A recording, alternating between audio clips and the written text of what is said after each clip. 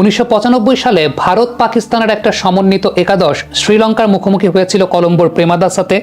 সেই ম্যাচে সচিন টেন্ডুলকার এবং সাইদ আনোয়ার একসঙ্গে ওপেন করেছিলেন। 3 নম্বরে নেমেছিলেন আমির সোহেল, 4 নম্বরে ব্যাট করতে নেমেছিলেন মোহাম্মদ আজহারউদ্দিন, ওয়াসিম আকরাম, অনিল কুম্বলেরা একই দলে ছিলেন। সেই ম্যাচটা তৎকালীন সময় হতে পেরেছিল কারণ তখন ক্রিকেট চালাতেন জগমোহন দালমিয়ার মতো দক্ষ ক্রিকেট সংগঠকরা, যারা কখনোই খেলার সঙ্গে রাজনীতিকে মেশাননি, যারা বিশ্বাস করতেন এশিয়ান কান্ট্রিগুলোর মধ্যে এক ধরনের সলিডারিটি প্রয়োজন এবং অন্যান্য উন্নত বিশ্বের দেশগুলোকে আমাদের দেখিয়ে দেওয়া প্রয়োজন যে আমরা এশিয়ান দেশগুলো আমরা সবাই কিন্তু এক এবং ক্রিকেটের মাঠে আমরা বন্ধু ভাবাপন্ন।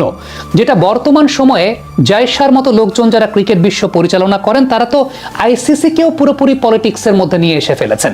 তারা তো এই জায়গাটা এমন একটা দাদাগিরি উপস্থাপন করতে চেয়েছেন যেই জায়গাটাতে এশিয়াতেও ভারত বড় দল, বাংলাদেশ পাকিস্তান তারা ছোট দল, কিংবা ভারতের মুখাপেক্ষী হয়ে আমাদেরকে থাকতে হবে, আইসিসির মুখাপেক্ষী হয়ে আমাদেরকে থাকতে হবে, এরকম একটা জায়গায় তারা নিয়ে এসেছেন। তবে জগমোহন ডালমিয়ারা সেরকম ভাবে চিন্তা করতেন না দেখেই তৎকালীন সময়েও ভারত পাকিস্তানের মধ্যে রাজনৈতিক দ্বন্দ্ব ছিল, সেই রাজনৈতিক দ্বন্দ্বকে তারা খেলার মাঠে নিয়ে আসেননি।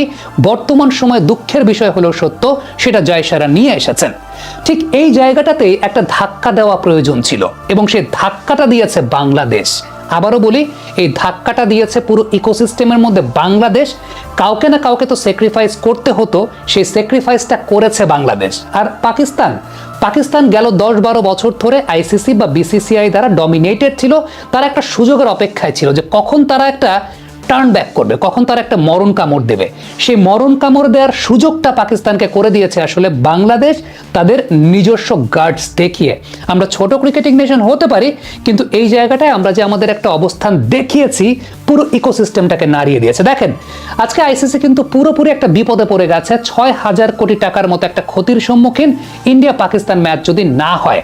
এখন এই ইন্ডিয়া পাকিস্তান ম্যাচ হবে কি হবে না সেটা ডিপেন্ড করছে বাংলাদেশের উপরে, বাংলাদেশের একটা গ্রিন সিগন্যালের উপরে। আপনি চিন্তা করে দেখেন, যাকে আপনি খাটো করেছেন, যাকে আপনি ছোট করেছেন, তার উপর এখন ডিপেন্ড করতে হচ্ছে ইন্ডিয়া পাকিস্তান ম্যাচ হবে কিনা। বাংলাদেশ থেকেও অনেকে এই ব্যাপারটা নিয়ে কথা বলছিলেন যে কেন বাংলাদেশ এরকম স্ট্যান্স নিয়েছে। দেখেন, স্ট্যান্স নেওয়ার পরে কিন্তু এখন একটা মোরাল ভিক্টরি বাংলাদেশের হয়েছে। মোরাল ভিক্টরি হয়েছে দেখেই গতকাল পিসিবি আইসিসির মিটিং হয়েছে। আইসিসি রিকোয়েস্ট করছে যে ভাই ম্যাচটা খেলা দরকার, কারণ এন্টায়ার আইসিসির ফান্ডিং ইকোসিস্টেম। এবং দেখেন, এই ম্যাচে যে লসটা হবে, এই লসটা কিন্তু শুধুমাত্র ইন্ডিয়ার না, শুধুমাত্র পাকিস্তানের না, শুধুমাত্র বাংলাদেশের না, এন্টায়ার ক্রিকেটিং ওয়ার্ল্ডের। ঠিক এই জায়গাটাতেই বাংলাদেশ একটা ধাক্কা দিতে পেরেছে। এখন ডিপেন্ড করছে বাংলাদেশের উপর যে বাংলাদেশের 3টা শর্তকে আইসিসি কি মেনে নেবে কিনা। যদি বাংলাদেশের এই 3টা শর্তকে আইসিসি মেনে নেয় তাহলে ইন্ডিয়া পাকিস্তান ম্যাচ হবে, আদারওয়াইজ হবে না। এনডিটিভি, ভারতীয় গণমাধ্যম এনডিটিভি কিন্তু সেটাই প্রকাশ করেছে। এখন সেই শর্তগুলোর নাম্বার 1 যে শর্তটা, সেটা হচ্ছে বাংলাদেশকে ক্ষতিপূরণ দিতে হবে বিশ্বকাপ না খেলতে দেওয়ার জন্য, আর্থিক ক্ষতিপূরণ দেওয়া, বাংলাদেশকে বিশ্বকাপের পার্টিসিপেশন ফি দেওয়া এবং ভবিষ্যতে আইসিসির একটা টুর্নামেন্ট সত্ত্ব নিশ্চিত করা। অর্থাৎ আইসিসির একটা টুর্নামেন্ট বাংলাদেশ হোস্ট করবে। বাংলাদেশ অলরেডি হোস্ট করেছে 98-এ আমরা উইলস ইন্টারন্যাশনাল কাপ, মানে যেটা এখন চ্যাম্পিয়ন্স ট্রফি, সেটা আমরা হোস্ট করেছি। তখন আমাদের দেশে মাত্র একটা স্টেডিয়াম, আমাদের দেশে মাত্র 2টা 5-স্টার হোটেল। এখন আমাদের 3টা প্রপার ক্রিকেট স্টেডিয়াম আছে যেখানে ইন্টারন্যাশনাল ক্রিকেট খেলা হয়, 5-স্টার হোটেল আছে প্রচুর পরিমাণে। সো আমাদের কাছে এটা কোনো ব্যাপার না।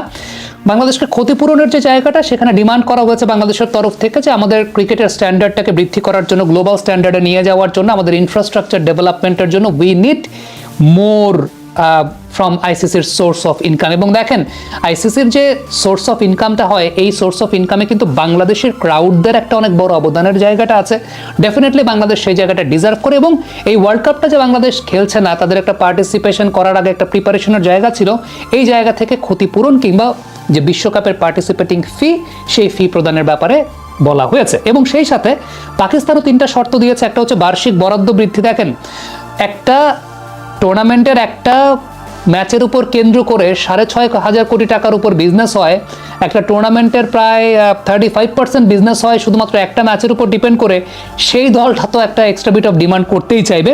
দ্বিপাক্ষিক সিরিজ, যেটা ইন্ডিয়া পাকিস্তান দ্বিপাক্ষিক সিরিজ বন্ধ হয়ে গিয়েছিল বিকজ অফ পলিটিক্স, যেটা জগমোহন ডালমিয়াদের সময় বন্ধ হতো না। 3 নম্বর হচ্ছে মাঠে সৌজন্যতামূলক আচরণ। দেখেন, এই যে সৌজন্যতামূলক আচরণের কথা আমি বলছিলাম, দিন শেষে পলিটিক্যাল টেনশন সব জায়গাতেই থাকে, পলিটিক্যাল টেনশন হয়, কিন্তু আপনি যখন একটা অর্গানাইজেশনের আন্ডারে খেলছেন, আপনি যখন খেলা খেলছেন, খেলা কিন্তু সবসময় এক ধরনের সৌহার্দ্যপূর্ণ সম্পর্ক ডেকে নিয়ে আসে। খেলা সবসময় একটা ডিপ্লোম্যাটিক পিস মেইনটেনের জায়গা হয়ে যায়। কিন্তু বর্তমান সময়ে এই খেলাটাকে উল্টো ডিপ্লোম্যাটিক পলিটিক্সের টুল হিসাবে মানে অবলম্বন করা হচ্ছে, যে এইখানে আসলে কে কোন জায়গাটা আপার হ্যান্ডে থাকবে। আবারও বলছি, 1995-এ ইন্ডিয়া পাকিস্তানের মধ্যে কিন্তু দ্বৈরথ ছিল, রাজনৈতিক দ্বৈরথ ছিল, কিন্তু জগমোহন দালমিয়ারা কখনোই সেই দ্বৈরথকে খেলার মাঠ পর্যন্ত আনতে দেন নাই। ইন্ডিয়া পাকিস্তান একসঙ্গে তারা একই টিমের হয়ে মাঠে খেলেছে, সে দৃষ্টান্তও ছিল। এখনকার সময় গত 10-11 বছর ধরে আইসিসি বলি বা বিসিসিআই বলি পাকিস্তান ক্রিকেট বোর্ডকে চাপিয়ে রেখেছে, একরকমের চাপিয়েই রেখেছে। এই জায়গাটা পাকিস্তান কখনো মুখ ফুটে আসলে কিছু বলতে পারে নাই, তাদের সেই জায়গাটা ছিল না। এই পথটা পাকিস্তানকে দেখিয়ে দিয়েছে, সুযোগটা করে দিয়েছে বাংলাদেশ। বাংলাদেশ এই জায়গাটাতে আপার হ্যান্ডে, এবং আপনি যেভাবেই নেন না কেন, আপনি যাই বলেন না কেন, আপনি যেভাবেই চিন্তা করেন না কেন, Bangladesh cricket board did the right thing.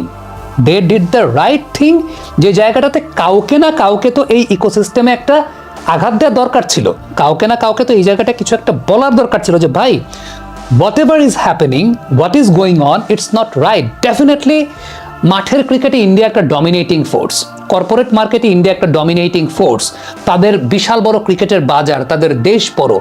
Definitely এখন প্রবলেমের জায়গাটা হচ্ছে দ্যাট ডাজ নট মিন যে ইউ হ্যাভ টু মানে আপনি ডমিনেট এভরিওয়ান, আপনি সবাইকে ডমিনেট করবেন, আপনার জন্য এক নিয়ম থাকবে, আরেকের জন্য আরেক নিয়ম থাকবে, বিষয়টা সেরকম না।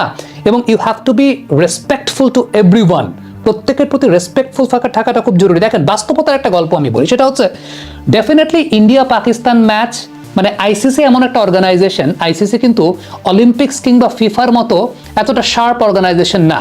আইসিসির ইনকামটা ডিপেন্ড করে নির্দিষ্ট কিছু দেশের উপরে। আপনি যখন এটা জানেন যে নির্দিষ্ট কিছু দেশের উপরই ডিপেন্ড করে, ইন্ডিয়া পাকিস্তান ম্যাচের উপরই ডিপেন্ড করে, যে কারণে এখন আপনি মোটামুটি হাতে পায়ে ধরার মতো একটা অবস্থা, আপনি এখন লিটারালি হাতে পায়ে ধরতেছেন। এশিয়া কাপে অন্য কোনো টিমের সাথে রিজার্ভে থাকেন, ইন্ডিয়া পাকিস্তানেই থাকে। এটা না থাকার পেছনে কারণ আছে, মানে যদিও সেটা অযৌক্তিক, থাকার পেছনে কারণ আছে, কারণ আইসিসি ফিফা কিংবা অলিম্পিক্সের মতো স্ট্রং অর্গানাইজেশন না। আইসিসির ইনকাম অন্য কোনোভাবে হয় না খুব বেশি, যতটা ইন্ডিয়া পাকিস্তান ম্যাচের উপর বেস করেই হয়। তাইলে আপনাকে তো you have to show the proper respect to everyone. আপনি নিজেই জানেন যে আপনার অবস্থা কিন্তু ফিফা কিংবা অলিম্পিক্সের মতো না। তাইলে আপনার যারা স্টেক হোল্ডার্স আছে তাদের সঙ্গে তো আপনি মিলেমিশে থাকবেন। বাংলাদেশের যে ক্রাউড, বাংলাদেশের যে হসপিটালিটি, বাংলাদেশের যে entire market, cricket corporate market, এই মার্কেটটাও কিন্তু আইসিসির কাছে আপনি যদি চিন্তা করেন একদম মানে 3rd 4th জায়গাতেই। এই মার্কেটটাও, বাংলাদেশের ক্রাউড মার্কেটটাও আইসিসির কাছে 3rd 4th জায়গাতে। হ্যাঁ, India they have the maximum number of stocks, they have the maximum number of shares, এবং সেটা আপনি যদি চিন্তা করেন যে প্রায় মানে 70-80%-এর উপরে, ডেফিনেটলি এটা অস্বীকার করার কিছু নেই। কিন্তু এরপরে সেকেন্ড টায়ার আপনি তো আর একা একা ভারত বনাম ইন্ডিয়া তো আর ক্রিকেট খেলা হবে না।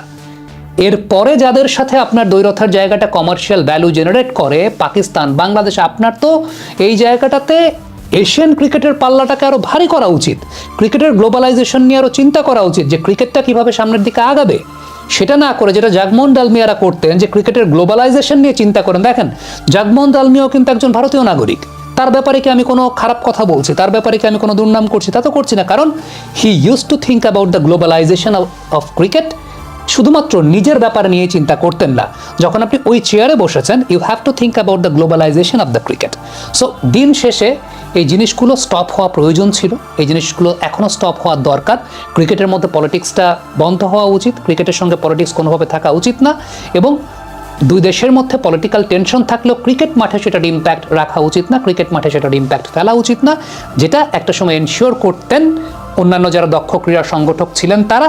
যেটা এখনকার সময় সত্যি কথা বলতে জায়েশাদের মতো লোকজন, যাদের অভিজ্ঞতাও খুব কম, যারা অমিত শাহর ছেলে হওয়ার সুবাদে ক্রিকেটে এসেছেন, তাদের মতো লোকজন যখন সত্যিকারের অর্থে উত্তরাধিকার সূত্রে কোনো কিছু একটা পেয়েছেন কিংবা নেপোটিজমের মাধ্যমে কোনো কিছু একটা পেয়েছেন, তারা পুরো বিষয়ের পুরো ক্রিকেট ইকোসিস্টেমটাকে মাখিয়ে ফেলেছেন। টু বি ভেরি অনেস্ট, একথা বলতে পারছি কারণ ক্রিকেটেরও আমরাও একটা পার্ট। সো এন্টায়ার ক্রিকেটের একটা ইকোসিস্টেমকে নষ্ট করে ফেলছেন এরকম নেপোটিজমের মধ্যে আসা লোকজন।